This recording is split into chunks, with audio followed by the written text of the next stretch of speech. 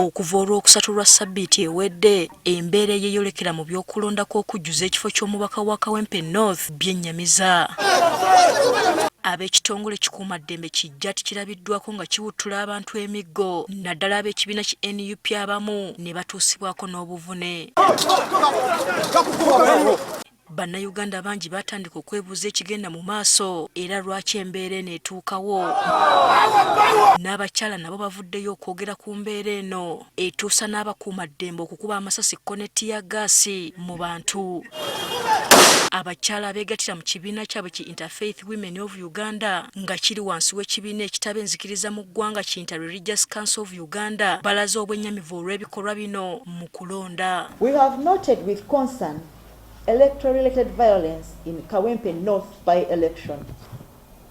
We believe such violence discourages women from exercising their democratic rights. N'aba-Uganda Women's Network nabo bavumiridde ebikolwa bino mu kulonda. Bw'ogamba nti oli wa National Unity Platform beera nga weesize nti oyina akabina akakubibwa embooko.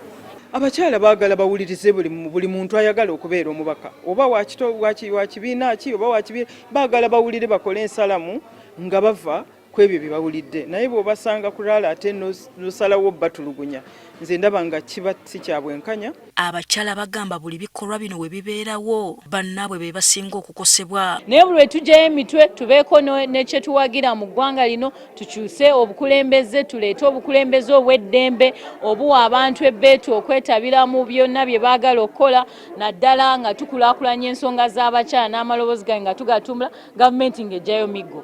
Kino era bagamba kiremesa n'abakyala okwenyigira mu by'okulonda. We believe such violence discourages women from exercising their democratic rights, creating an environment of fear and exclusion.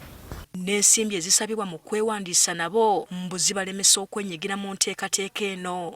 The high nomination fees, campaign expenses and other costs make it difficult for ordinary women to compete. Bano era boogedde ne ku bbago ly'obufumbo eriri mu kuteesebwako mu paalamenti okusinziira ku Nassanga ebintu ebisabibwa abazadde nga bafumbiza abaana baabwe biwaliriza bangi okwettanira obufumbo bw'akawundu kakubye eddirisa. Kubanga eri abamu nga bakuwa ne lisiti ate omuwala omwagala oba omulenzi omwagala naye obukwakulizo obwo obuteekebwawo obwo buleesa obuzibu bunene nnyo. Abakyala ba Uganda Women's Network balaze okusoomoozebwa kwe basanga ng'abakyala. Bajeti ya Ministry of Gender esigadde eri 0.1%.